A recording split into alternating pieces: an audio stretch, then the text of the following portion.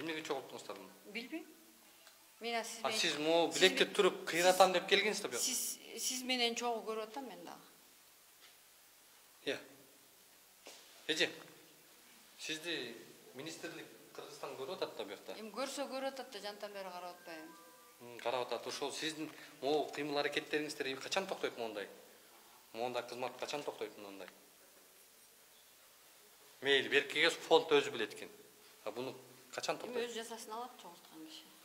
Канча жаза бересиз? Келиңиз эже. Сиз билчү элеңиз акча чогултуу боюнча. Эмне? Сиз кимдин тапшырмасы менен мондай чогултуп элеңиз? Мурунку директор менен. Бул директордун келгенинде сүйлөшкөнсүзбү? Жок, ошо боюнча эле. Бул директорго айтпай чогултуп жүрөсүзбү? Ошо мурунку боюнча эле кетип аткан да. Бул директорго айтпай чогултуп жүрөсүзбү? Тагы суроо берип атам. Өз алдыңызча чогултуп атасызбы? Өзүм алдынча эле мен против шоку немелерге дары алышым керек да, мага эч ким бербесе мен каяктан алайын аны. А келип санэпидстанция текшерет, канаке десе мен каяктан жооп берейин? Каяктан жооп бериш керек бул? Санэпидстанцияга мен жооп берем. Сиз менден беш бетер эже, мени карайсыз да мындай. Мен сизди карап атам эми. Сиз чечем деп келгенсиз да буяка. Мен чечем деп келгенде мен сизге айтпадымбы иштеп аткан статьяларды? Мен сизге башында эле жооп бергем. Сиз статьядан башканы билбейсизби? Жок, билбейм. Сиз жаңы айттыңыз да, Лариса Валерьевна штатта не числится деңиз. Хотя мы бүт родительдер штатта иштейт деп билип жүрөбүз да. А вы нам сейчас говорите, вы официально можете подтвердить, что она не работает? Бумагу дать? Нет, официально бумагу дать, что не работает. Да, хорошо.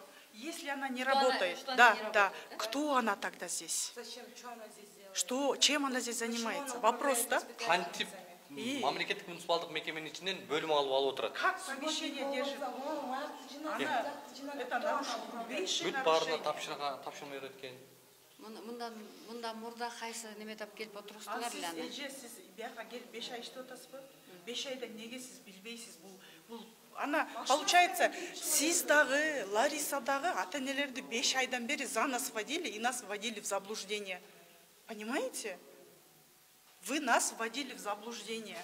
Мы здесь сидим, родители, я считаю, что родители не должны разбираться, как работает садик. Вот сейчас я половину ваших обязанностей знаю. Откуда, какие деньги, куда приходят, куда уходят, какие родители. Я все знаю, я родитель. Я не должна этого знать. Я должна привести ребенка, завести и сказать, здесь еда. Понимаете? Я не должна этого знать. Это ваша должность, это их должность. Почему я знаю это?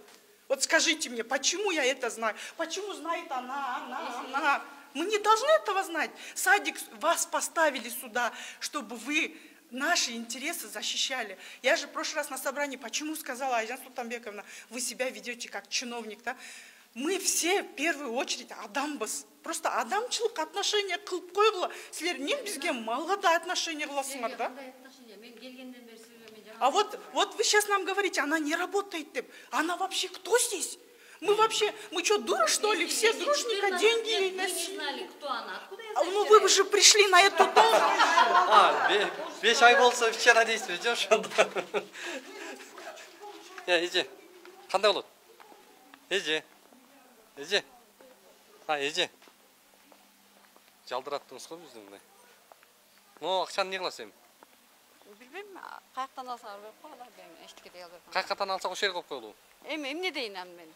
Келиңиз, урматтуу. Может, анын өзүнүн ичине акчасы, мен каяктан билем. Медикамент деп жазылып турат. Сиз аябай жакшы келипсиз. Атым Улукбек байке. Абдан кубанычтабыз. Сиз тааныштырып коюңуз өзүңүздү. Атым Табылбек, фамилиям Жолчу. Жолчу уулу Табылбек, младший не дейт? Младший лейтенант турбайсызбы, милиция. Азыр биз бул 173-чү бала бакчага келдик. Мындай Кудай берди десек деле болот да. Сизди абдан жакшы чакырып коюптур. Жетекчилик өзү чакырыптыр. Эми фиксируйт этиңиз. Могу акчаны эсептеңиз азыр. Tamam, мен эсептейм, азыр группага келет, сесин оперативный группа. Канчада келет? Азыр келип калат уже чыгыш. Канчада чалыңыз. Абдан жакшы болот экен. Азыр моуну фиксируйт этиңиздер. Бул акча каяктагы акча, эмне болгон акча? Медикамент деп бизге кызматкерлер айтып атат, бирок директор билбейм деп атат. Директорго айтпай чогултуп жүрүптүр тиги кызматкер. Эже, сиз милицияны чакыргандан кийин айтпайсызбы? Кандай доводторуңуз бар дагы? Мен келгенде эле айтпадым эми. Не экен? Мен камерасы жок эле, келгенде эле айттым бул кишиге. Ошо не деп чакырдыңыз? Не көйгөй менен буяка чакырдыңыз милиция? Сиздер биздин тынчыбызды алып атасыздар. Сиз айттыңыз, менин справкам бар деп. Кана справкаңызды көргөзгөн жоксуз. Сиз да укуктуу. Кайсы жерде көрсөтүлгөн ал справканы талап кылуу? Справка сиз деген бала бакчага кирдиңиз да? Кайсы жерде жазылып турат? Бала бакчага киргенде адамдар, жарандар, ата-энелер справка менен кириш керек деген кайсы? Сиз ата-эне эмессиз да. Мага справка бар да. Ата-эненин ишеним каты бар да менде. Доверенность эмес. Санэпидемстанция. Жок, кайсы жерде көрсөтүлгөн бала бакчага справка менен киресиңер деген. Мен жооп бербейм сурооңузга. Сиз жетекчи да, Жооп бере албайм. Мен 2 сааттан бери мен сиздин болгон сурооңузга жооп бердим. Бүттүм, мен жооп берип бүттүм сиздин суроолоруңузга. Ата-энелердин кайрылуусу боюнча биз мыйзамсыз акча чогултуулар, ошол эле учурда балдардын укугун тепчелеп атышы тууралуу жагдайга тактоо үчүн келдик да. Келип өзүбүз күбө болуп атабыз. Анан азыр ушуну фиксировать этсиңиздер, тергөөчүлөр келди. Бул каяктагы акча, эмне болгон акча? Бизге кабинетинен, бул эче өзүнүн кабинетинен медикаменттерге деп алып берди. Азыр ушул акчаны эсептеңиз, мына тергөөчүгө өткөзүп берели. Жок, мен азыр сурамчылар жүргүзүп тергөө амалга. Жок, биз сизге акчаны берип атабыз. Биз азыр арыз жазып атабыз сизге, мына камерада жазып атабыз.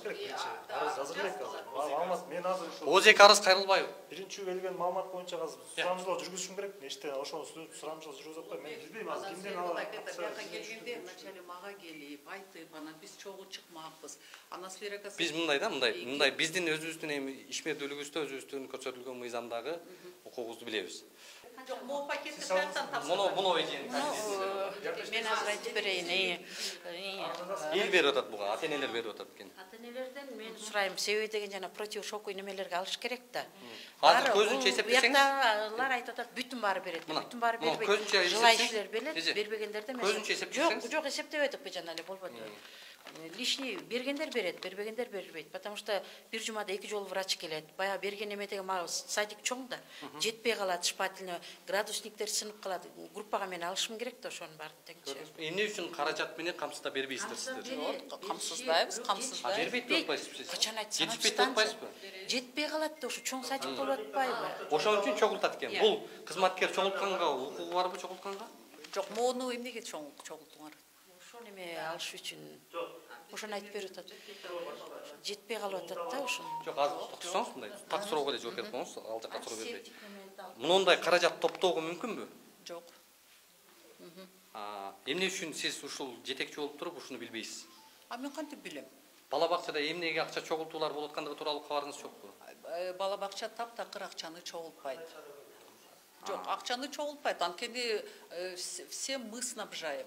А эмнеге чогултат? Анан азыр мейли.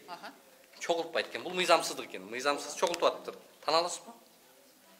Жок, эмнеге чогулту айтсаңар? Айтып атпайбы? Жок, ну если вы прямо сиздин кабинетте таптыбы? Жашырган жокмун, каткан жокмун, эчтеке кылган жокмун, ачыгын эле неметип бердим. Баары бербейт деп айттым. Это желающийлер депчи. Сиз фиксировать этип атасызбы? Арыз бербесе кылмыш болуп атса бул жакта сизге баары берби? Кылмыш болуп аткан жерди биз силерге чакырып, мына чакырган жокпуз, директор чакырып атат.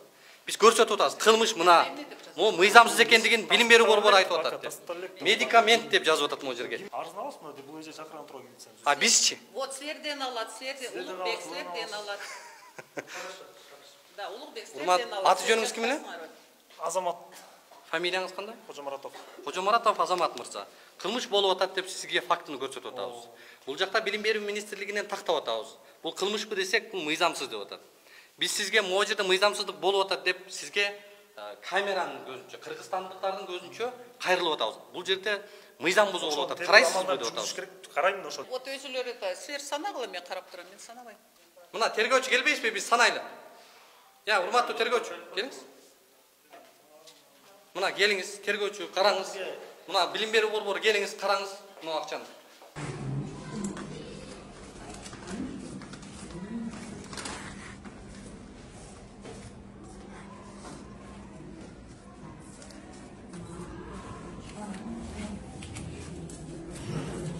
Бул акчаны ким алды деп каяктан алды? Кимге берди? Келиңиз, эже. Кимге берди? Ким өткөзүп берди? Бул жактан милиция Мен бердим бияка. Siz verdiniz. Tamam. Özür dilerim bizi. Bunu siz topşırdınız. Biz esepte olanı topşırıyoruz. Siz de topşırdınız. Mına eğlenceli bir Hatta militsiya xizmatkeri gelip iş tartабай turup акчаны алып алган бул мыйзамсыз. Larissa Ayım. Директор, иә. Көрдіңіз бе? Ушундай бөлмөдө отурат экен, ушул бөлмөнү алып алыптыр.